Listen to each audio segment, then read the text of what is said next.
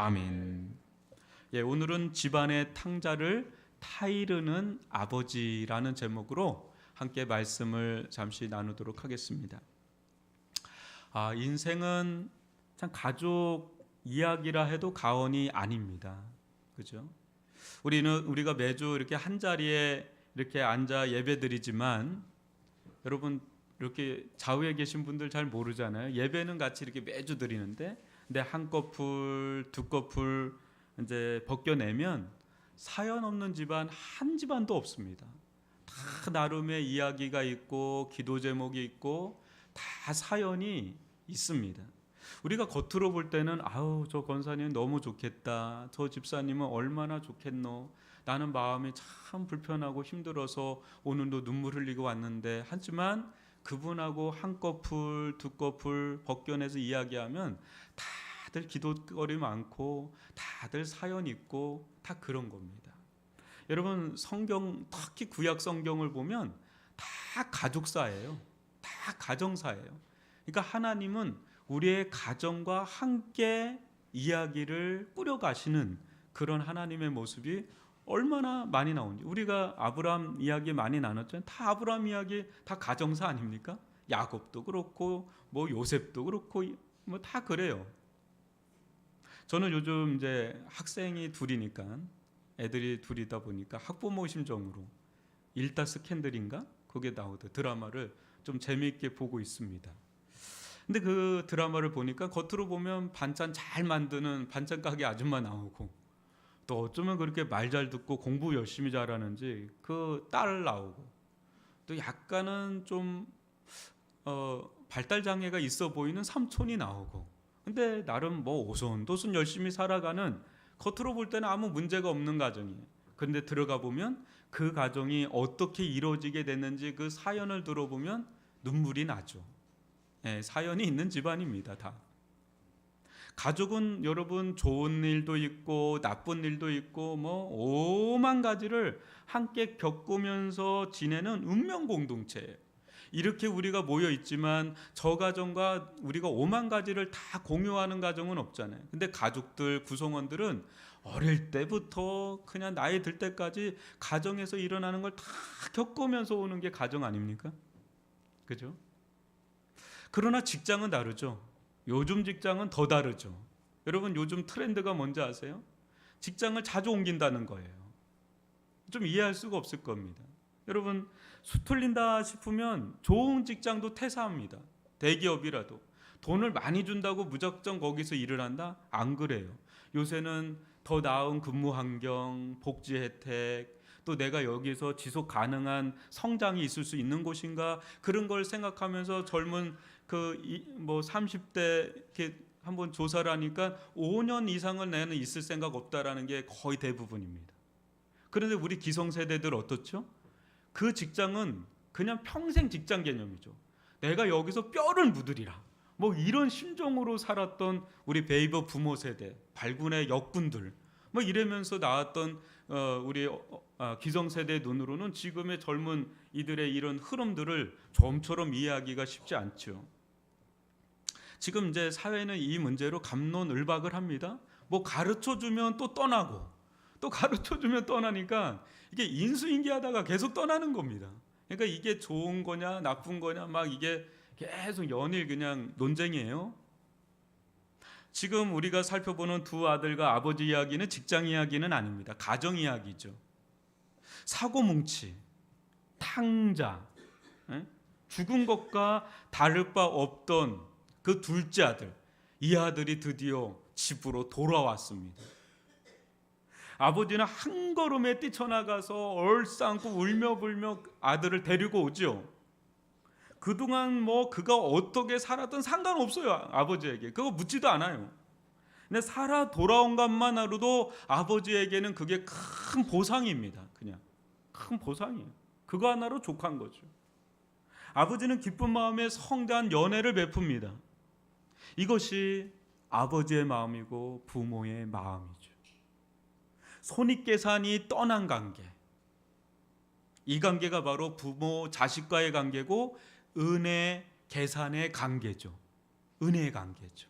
그렇죠? 오늘 말씀에는 그동안 보이지 않던 첫째 아들이 주연급으로 등장합니다. 그런데 이 아들 무엇인가?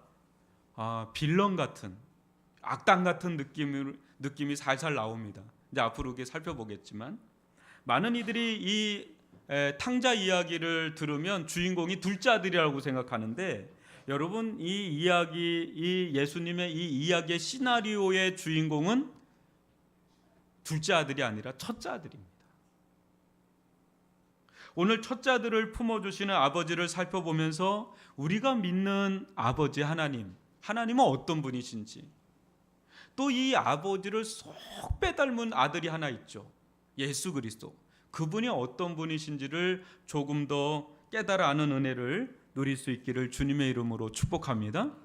여러분 24절 한번 보시기 바랍니다. 이 내 아들은 죽었다가 다시 살아났으며 내가 잃었다가 다시 얻었노라니 그들이 즐거워하더라. 여러분 이 대목 보면 어디서 많이 본 것 같지 않습니까? 이 지금 세 번째 비유거든요. 앞에 두 가지의 비유가 나오는데 하나는 잃은 양 비유, 또 하나는 잃은 드라크마 비유 나오죠. 근데 그 비유의 마지막 말미에 항상 반복되는 게 이 구절과 비슷해요. 한번 보시면 누가복음 15장 6절과 7절을 교독으로 읽어봅니다. 집에 와서 그 벗과 이웃을 불러 모으고 말하되 나와 함께 즐기자. 나의 잃은 양을 찾아 내었노라 하리라.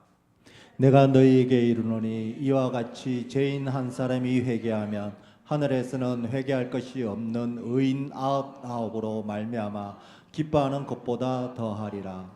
누가복음 15장 9절과 10절도 읽어보시면 교독으로 읽어봅니다. 또 찾아낸즉 벗과 이웃을 불러 모으고 말하되 나와 함께 즐기자. 잃은 드라크마를 찾아내었노라 하리라. 내가 너희에게 이르노니 이와 같이 죄인 한 사람이 회개하면 하나님의 사자들 앞에 기쁨이 되느니라. 아멘.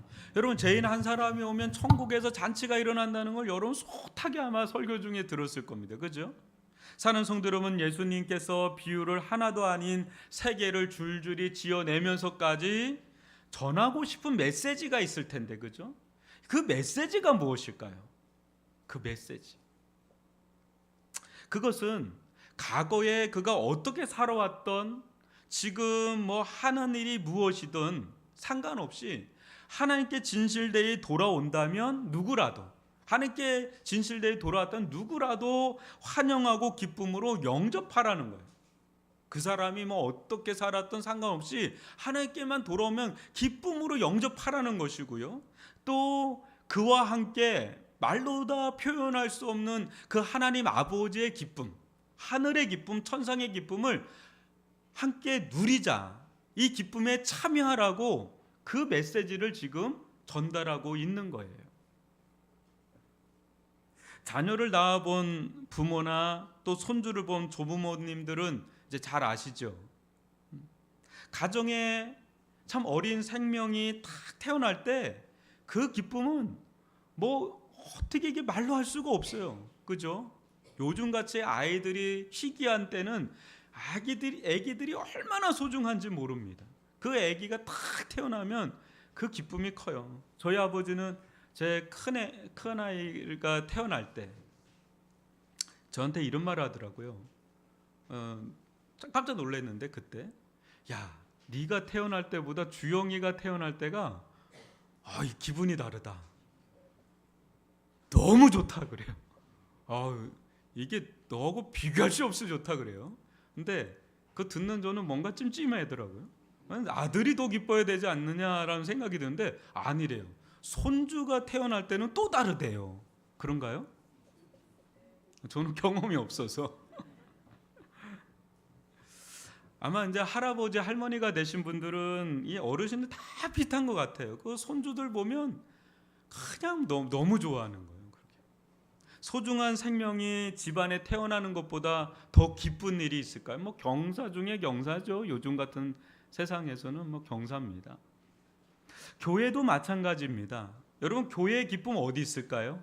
교회 기쁨 하나님께 예배드리면서 찬양하면서 기도하면서 막 은혜 받을 때 그때도 기쁘고 성도 간에 교제 나눌 때도 기쁜데 더 기쁨이 있을 때는 한 영혼이 예수를 믿고 거듭나고 새 생명을 얻을 때, 그때 예수님 만나서 거듭날 때, 변화될 때, 그때 기쁨이 또 엄청난 겁니다. 한 영혼이 태어나는 거죠. 거듭나는 거죠.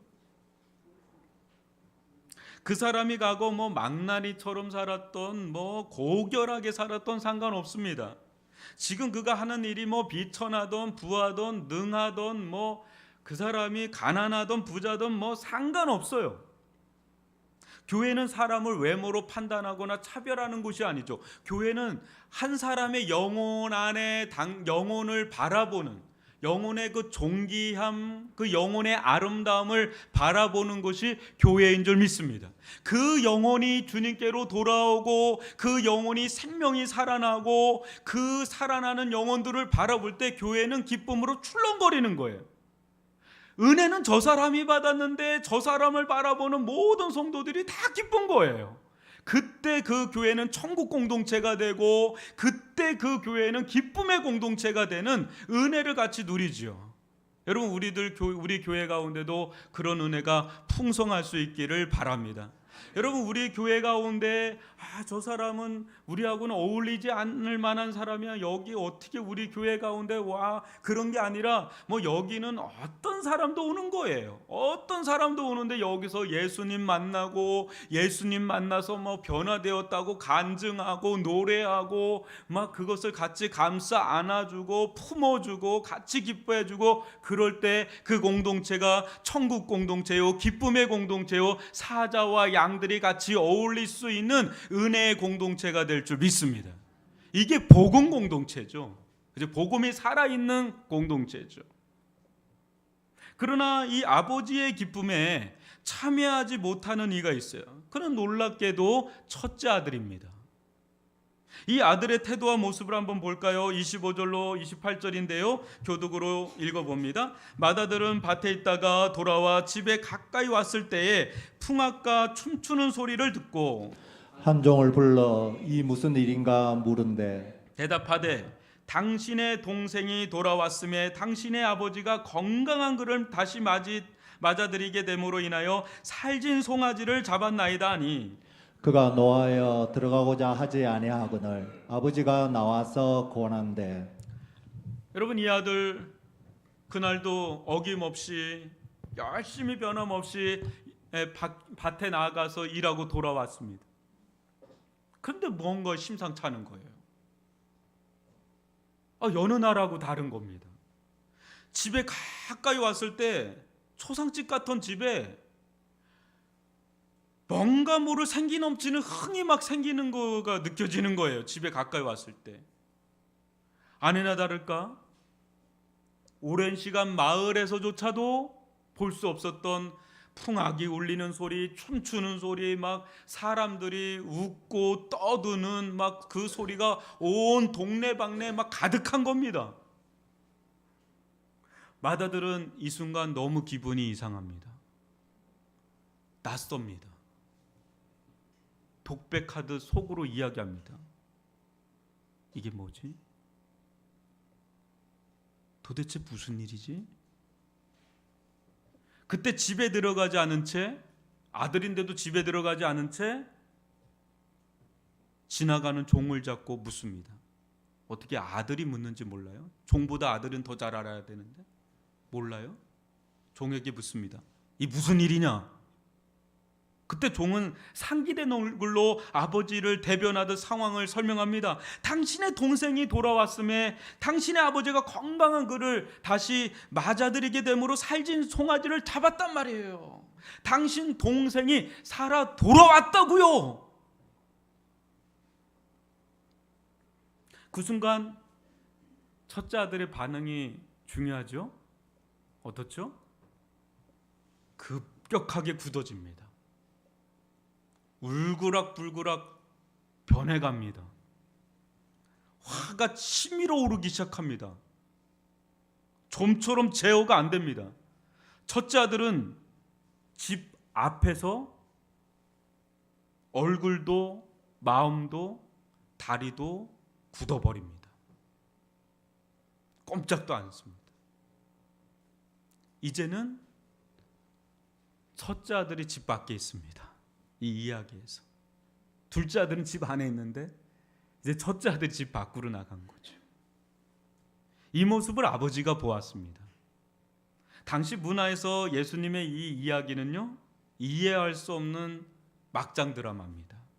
우린 지금 막장 드라마에 너무 익숙해서 뭐 그런가 보다 하지만 이 시기에는 이 이야기는 너무 이해가 안 되는 이야기입니다. 왜냐하면 보통 이런 잔치가 벌어지면 나이 많은 아버지를 대신해서 맏아들이 연회장 역할을 하는 것이 상례였기 때문에, 장남이 이 자리에서 이 아들처럼 행동한다면 그것은 아버지의 뜻을 거역하는 아주 무례한 짓이 돼버립니다. 수년 만에 흥겨워하는 아버지잖아요. 수년 만에 날마다 눈물 쏟던 아버지, 수년 만에 흥겨워하는 아버지를 봐서라도 이 아들이 이래서는 안 되죠. 속은 상할 수도 있어도, 그죠? 그러나 이 아들은 아버지 면전에서 대노합니다. 아주 분노를 합니다. 이런 모습도 당시 보기 매우 드문 모습입니다. 어디 아버지 앞에서 분노를 해요, 그죠? 그러나 더 이상한 것은 이런 아들을 대하는 아버지의 모습이 더 이상합니다. 여러분 어떻게 하죠? 이 아버지? 보통은 종을 불러서 얼른 들어오라고 해라! 이렇게 하는 게 아버지예요. 그때 당시 가부장적인 위계 질서가 너무 뚜렷했던 사회였기 때문에 어느 한전에 그냥 바깥에서 서성거리고 있어, 어디서 분노를 내, 어서 들어오라고 그래, 뭐 이렇게 하면 되는 분위기예요. 대발이 아버지처럼.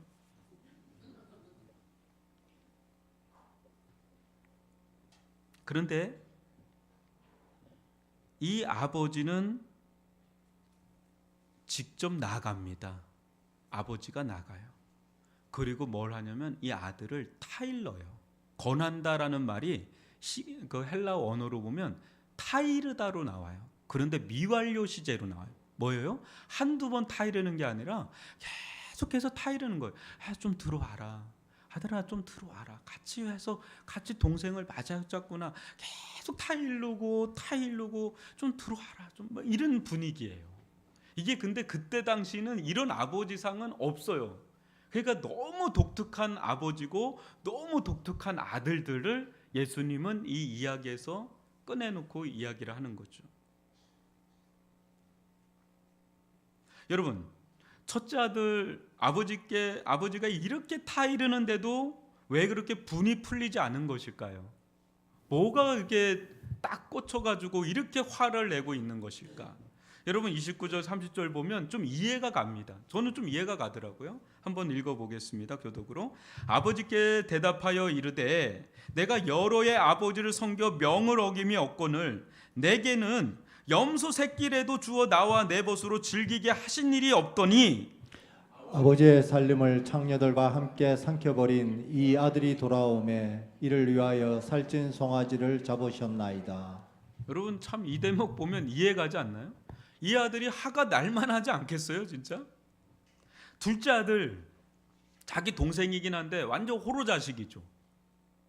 아버지 유산 다 챙겨가지고 창녀들과 탕진하는 사이에 아버지 곁에서 그 깊은 상실감을 달래드린 자 누굽니까?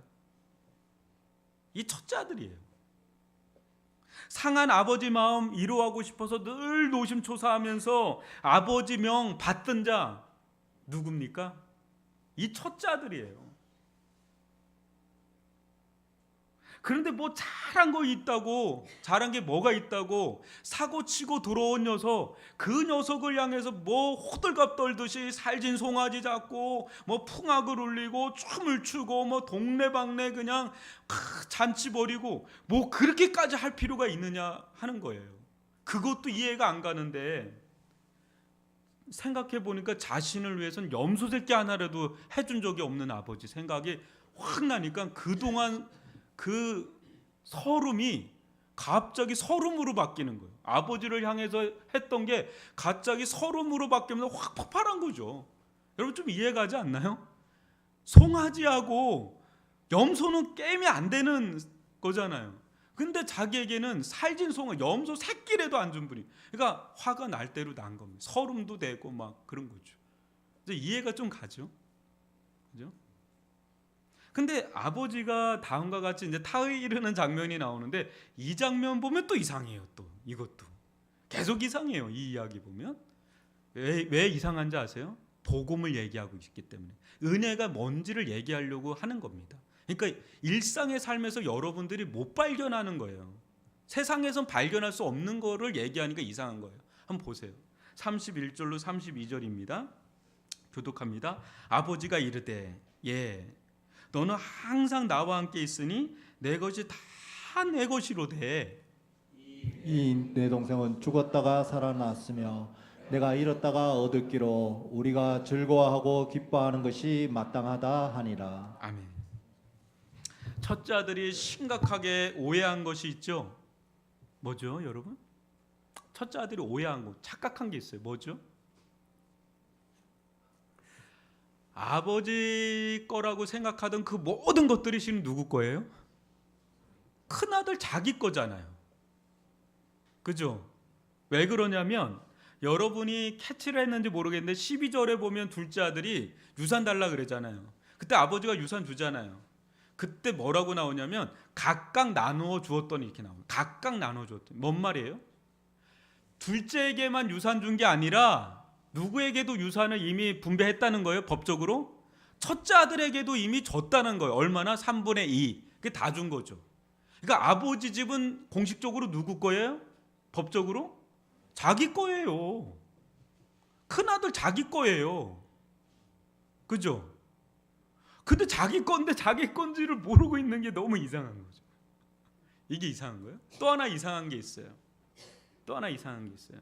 한번 여러분 한번 잘 생각해 보실까요? 둘째 아들은 그렇다고 해도 첫째 아들은 둘째 아들이 유산을 내놓으라고 막 할 때 첫째 아들 어떻게 했을까요? 12절에 보면 침묵합니다. 왜 침묵했을까요? 그게 중요해요. 당신 예나 지금이나 어느 시대든 유산은 부모님 돌아가실 때 받는 거예요. 그게 예의예요. 어르신에 대한 예의죠. 그죠? 그런데 이 개차반 같은 이 둘째 아들로 이 둘째 아들은 페루나 짓을 한 거죠. 아버지가 버젓이 살고 있는데 유산 달라고 하니까 이거는 페루나죠. 그죠? 그러면 정상적인 맏아들이라면 어떻게 하는 게 정상이에요? 혼꾸녕을 내야죠. 너 지금 뭐 하는 짓이냐고. 너 아버지 살아계시는데 뭔 유산을 달라고 그러냐고 혼꾸녕을 내면서 야단을 치고 책망을 하고 막 그래야 되는데 어떻게 하죠? 이때 침묵합니다. 여러분, 침묵은 동조예요. 동의라고요. 어떻게 해요? 유산 받아요? 안 받아요? 아무런 이견 없이 받습니다. 욕은 여러분 둘째 아들이 욕 먹었잖아요. 첫째 아들은 2배 받았습니다. 그러니까 결은 달라 보여요. 겉은 달라 보이는데 속은 똑같이 호로 자식이지. 부모님 살아 계시는데 그거 자기 유산 받아냈으니까 똑같은 거죠. 이거를 봐야 돼요. 이거를. 여러분, 첫째 아들, 이 아들 과연 어떤 아들인가 이제 살펴볼 필요가 있어요. 주인공이거든요, 이 이야기에.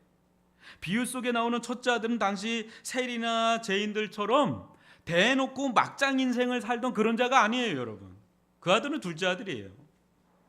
이 아들, 첫째 아들은 하나님을 누구보다 열심히 섬기고 율법과 전통을 잘 지키면서 살던 완전히 올곧었던 당시 바리새인들과 서기관들을 빗대서 만든 가상의 인물이에요.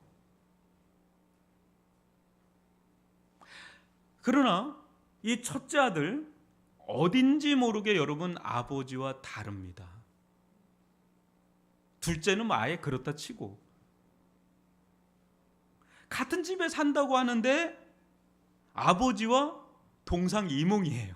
전혀 달라요. 집 밖에 탕자가 있는데 집 안에도 탕자가 있는 거죠. 여러분, 첫째 아들 여러분 어떻게 보이시나요? 겉으로 이렇게 보면 꽤 괜찮은 사람처럼 보여요. 그죠? 뭐라 그래요? 그는 고백하잖아요. 내가 여러 해 아버지를 섬겨 명을 어김이 없거늘. 보면 모범생이죠. 얼마나 착하고 착실하고 성실한 아들인지 눈에 넣어도 아프지 않을 만큼 여러 해를 아버지를 섬겨 명을 어김이 없어요. 뭘 하라 그러면 예스맨이에요. 한 번도 노를 한 적이 없는, 하나님을 열심히 섬기는 것도 귀한데 하나님의 말씀을 어긴 적이 없다? 여러분, 이런 사람이 있을까요? 근데 이 아들은 그랬다는 거예요. 자기는 여러 해를 섬기면서 아버지 명을 어긴 적이 없는 예스맨이었습니다. 이거예요. 근데 갑자기 이상한 이야기를 하죠. 그 뒤에 대목에 보면 뭐라 그래요? 내게는 염소 새끼라도 주어 나와 내 벗으로 즐기게 하신 일이 없더니 하면서 뭔가 속상한 이야기를 막 하기 시작해요. 말 잘 듣던 첫째 아들이 갑자기 사춘기 아이처럼 막 변하는 반항심을 막 나타내요. 원망하게 되고 불평하게 되고 뭐 서러움을 토로하고 막 그 뭐 쓴 뿌리들을 막 토로하기를 시작하는데, 내가 이렇게까지 노력했는데 아버지가 내게 해준 게 뭡니까? 내가 저놈보다 못하단 말입니까? 막 그런 거죠. 여러분, 자녀들 편애하지 마시기 바랍니다. 똑같이 대하시길 바랍니다. 속생하는 아들들, 자녀들 있을 수 있어요. 근데 지금 이 첫째 아들이 지금 너무 속이 상한 거예요. 지금까지 이렇게 착하게 문제없이 산 아들 맞나 싶을 정도로 이 아들이 지금 탁 튕그려져 나간 겁니다. 이 아들 왜 이런 걸까요? 그리고 예수님이 이 대목에서 왜 이 이야기를 하신 것일까? 의도가 있을 거 아니에요. 자, 보십시오. 이 아들은 겉은 자녀잖아요. 아들이잖아요. 근데 속은 종이에요. 속이 종이야. 속이 종. 무슨 말이냐면 여기서 성교라는 말이 나오잖아요. 그죠? 그게 헬라어로 보면 들로스, 종이라고 나와요. 내가 아버지를 성교라고, 내가 아버지를 종처럼 섬겨, 이렇게 말한 거예요. 이게 엄청난 차이예요. 여러분, 그는 아버지를 섬길 때 자녀 의식으로 섬긴 게 아니에요. 종의 의식으로 섬긴 거예요. 종들은 어떻죠? 종은 늘 주인 눈치 보죠. 여러분, 직장에 가면 직원이라면, 사장이 아닌 직원이라면 늘 누구 눈치 봐요? 그 사장 대표를 보죠. 윗사람들 눈치 보죠. 그 윗사람이 뭘 좋아하는지, 그거 빨리 간파하는 사람이 회사에 적응 잘하는 자잖아요. 그리고 열심히 합니다. 왜요? 인정받으려고. 종은 인정받아야 되고요. 그 인정받은 거에 대한 보상받고 싶은 심리가 있어서 열심히 일하는 거예요. 그게 종이에요. 근데 자녀는 다르죠. 여러분, 그는 지금 이 아들은 아버지께 인정받고 싶어 하고요, 아버지께 보상받고 싶어 하고요, 아버지 눈치를 보면서 살아온 거예요. 그러나 그는 가장 중요한 걸 놓쳤죠. 자기가 종이 아니라 자녀라는 걸 놓친 거예요. 잃어버린 거죠. 자녀는 종처럼 잘하면 인정받고 못하면 인정 못 받고, 잘하면 보상받고 못하면 보상 못 받는 건 자녀 아니죠. 자녀는 자녀에게 더 이상의 어떤 인정도 보상도 필요 없어요. 그냥 자녀이기 때문에 다 되는 거예요. 그냥. 그렇잖아요? 안 그런 것 같은 얼굴들이에요. 세상에 공짜 없다는 말이 있죠, 여러분. 세상은 정확한 속리 계산에 의해서 움직이잖아요. 여러분 연봉 많이 받으면 그만큼 뽑아내잖아요. 그죠? 정확합니다. 세상은 정확한 손익계산, 기브 앤 테이크. 네가 이만큼 했으니까 그거에 걸맞게 주고요, 그거에 걸맞게 안 준다 싶으면 퇴사하고 다른 데로 가는 거예요. 나는 이만큼 일했는데 왜 저 사람들 나를 인정해 주지 않지 하고 계속 움직이는 겁니다. 그게 세상의 방식이에요. 내가 한 만큼 인정받고 싶고, 내가 한 만큼 보상받고 싶고, 수많은 눈치로부터 자유롭고 싶은 그 마음이 우리들의 마음이에요. 우리는 세상에서는 거의 종처럼 살아갑니다. 열심히 일합니다. 그래야 보상받고 인정받고. 그러니까. 그러나 여러분들이 그렇게 산다 하더라도 집으로 돌아오면 어떻죠? 특히 자녀들 어떻죠? 집으로 돌아오면 완전 무장해제되죠. 나를 맞아주는 아버지가 계시고, 나를 아무런 조건 없이 맞이하는 어머니가 있고, 너 고생한다라고 청국장 끓여주고. 여기 여러분의 자녀나 손주가 있다고 생각해 보십시오. 그 애가 할아버지 할머니 눈치 살살 보면서 이렇게 하면 할아버지가 날 좋아할 거야, 이렇게 하면 할머니가 날 좋아할 거야, 이렇게 해야 나를 귀여워할 거야, 맨 그 눈치 보면서 살면 여러분들 그거 보기 좋아요, 안 좋아요? 아마 속상할 겁니다. 그런데 막 위풍당당하게 그게 지껏 마냥 할머니 밥둑 자기가 먹고 할머니 드린 과일도 자기가 찍어 먹고 막 이러는데 그거 귀여워요, 안 귀여워요? 그냥 귀엽고 좋고 사랑스럽고 뭐 더 주고 싶어서 안달이고 너 뭐 필요한 거 없냐고 몰래 또 돈 꼬집어 주고 막 이게 할머니 할아버지 마음이고 그 부모님들 그런 게 그거 아니겠어요?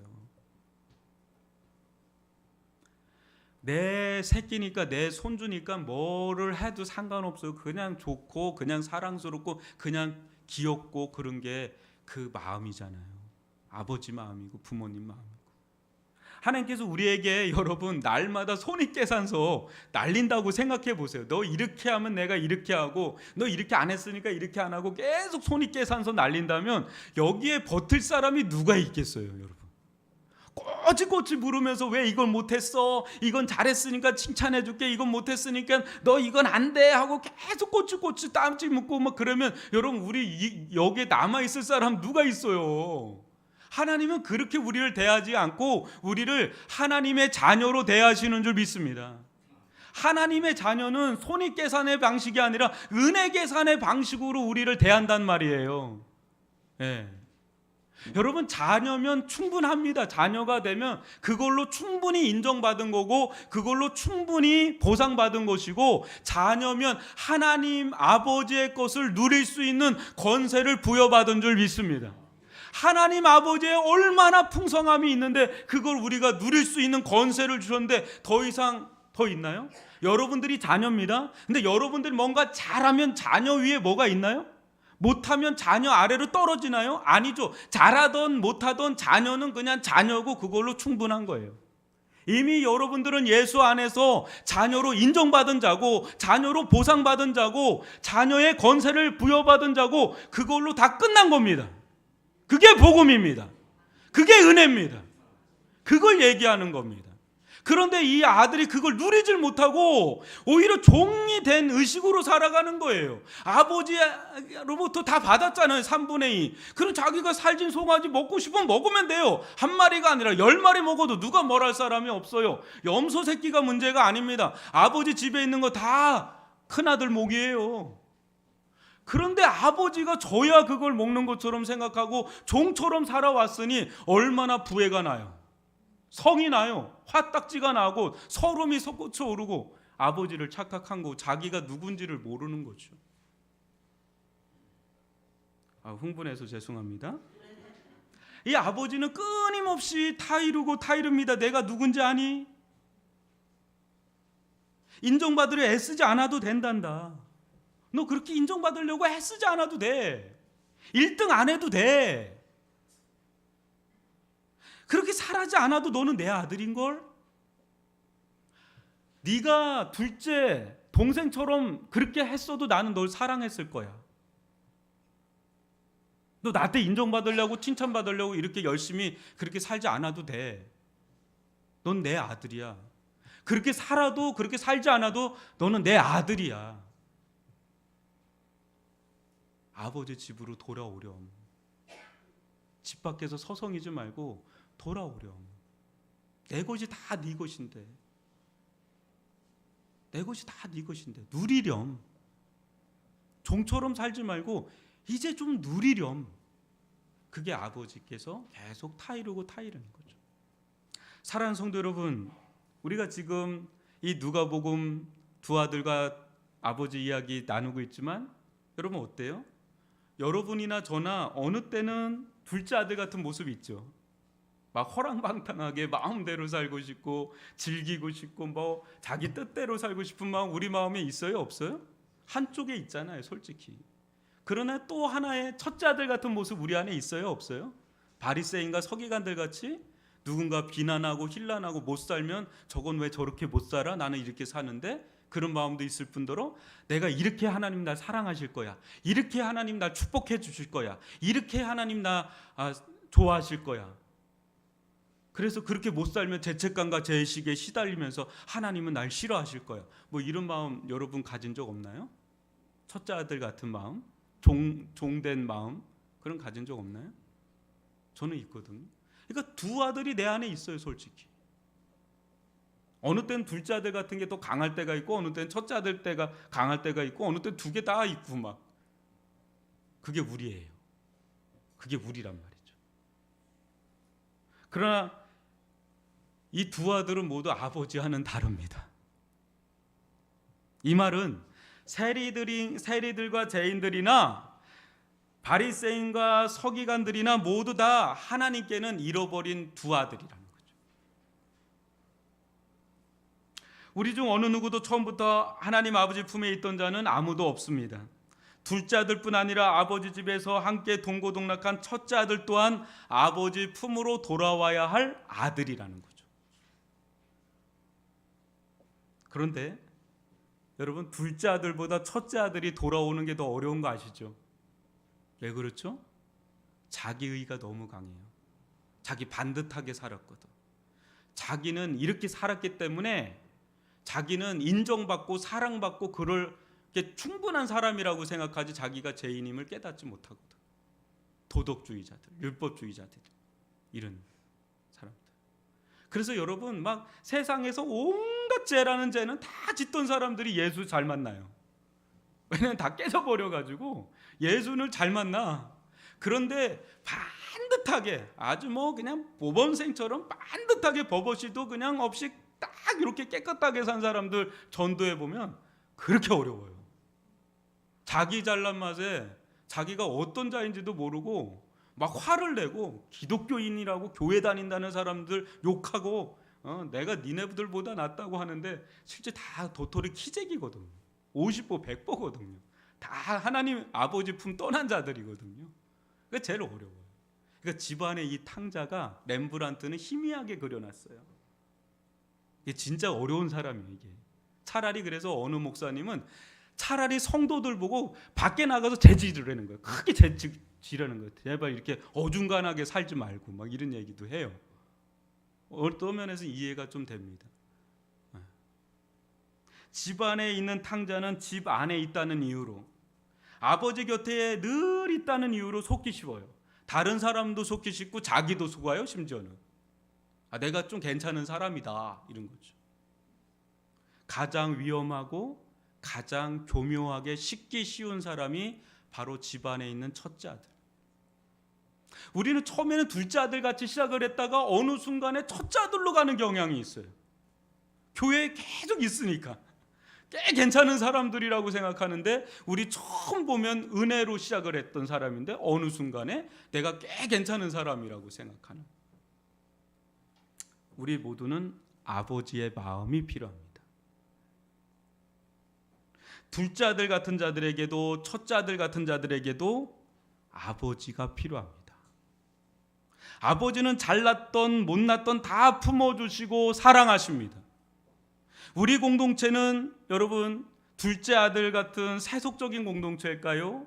아니면 첫째 아들 같은 율법적인 공동체일까요? 아니면 아버지와 같은 복음적인 공동체일까요? 그러니까 둘째 아들 같은 자들도 품어주고 첫째 아들 같은 자들도 품어주고 타이르고 함께 해주는 그런 공동체, 아버지의 마음을 품은 공동체일까요? 분명한 것은요, 우리 힘으로는 본문에 나오는 아버지처럼은 못 산다는 거예요. 그러나 하나님 아버지께는 본문에는 나오지 않는 또 다른 아들이 있어요. 숨겨놓은 아들이 있죠. 누구죠?